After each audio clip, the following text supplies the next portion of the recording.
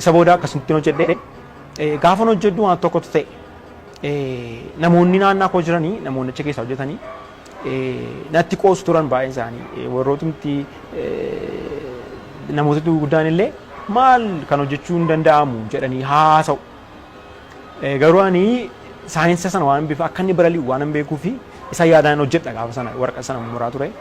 Isa booda yeroo shaayii kooti illee dhiisee dafee hojii galee baay'een itti dadhabee hojjechaa ture maaliif halkan gaafan galullee waa'ee masaa yaada bakka bor kana gochuu qaba jedhee yaada.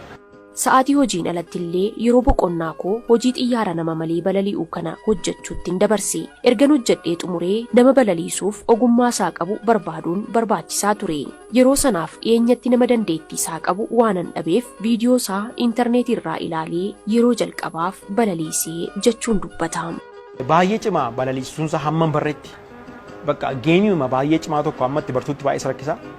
Innaa kun immoo shaakaluu hin dandeessu. Al tokko ka'ee jennaan gar tokkotti deebi'ee jennaan spiidii guddaa waan jiruufi dafteen deebisu taanaan hin kufa.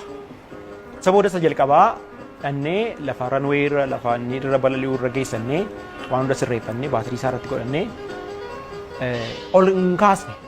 Gaafa inni ka'u sana yeroo jalqabaatiif kan inni balaliisaa jiru wanta harka kootiin hojjedheedha. Gaafa isheen ol kaatu naasuunis jira gammachuunis jira. Isa booda bakka waan godhu wallaalee tiraansmiitarii sana jechuudha. Bakka waan tokko godhee asitti gorsee hin kuftee gara see torbaan kuffise. Isa booda bakka amma immoo laayitii godheen hojjedha jedhee yaade. Baay'ee inni jalqabaa suni kiiloogiraama 3.8. Isa booda baay'een hir'isa jedhee yaade kaarboon foomii irraan hojjedhe isa lammaffaa sana. Ergan isa hojjedhee booda ammas dhaqeetan ilaale. Inni immoo isa sana caalaa baay'ee salphaa waan ta'eef humni isaa immoo kanuma humna isa sanaati. Propelleriin isaa wanti dhumtuu isaa baatiriin isaa humni isaa kan isa sanaati. Laayitii ta'e isa sana caalaa ispiidiin isaa baay'ee guddate. Gaafa ammas gaafa ol kaasu inni immoo baay'ee ol ka'ee bakka over control jalaa ta'e bakka controlii gochuu hin dandeenye. Isa booda inni sin kufee bakka sadaffaa irratti waan tokko murteessee salphaatti kan hin cabne yoo kufee salphaatti kan hin cabne mukarraan hojjedha jedhee yaade.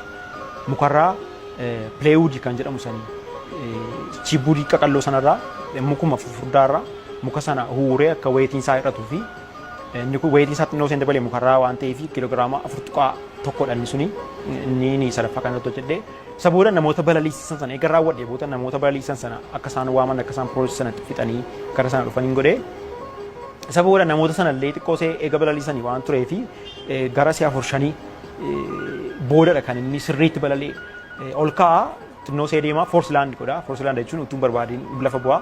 Isa booda bakka dhumarratti namni suni sirriitti balaliisee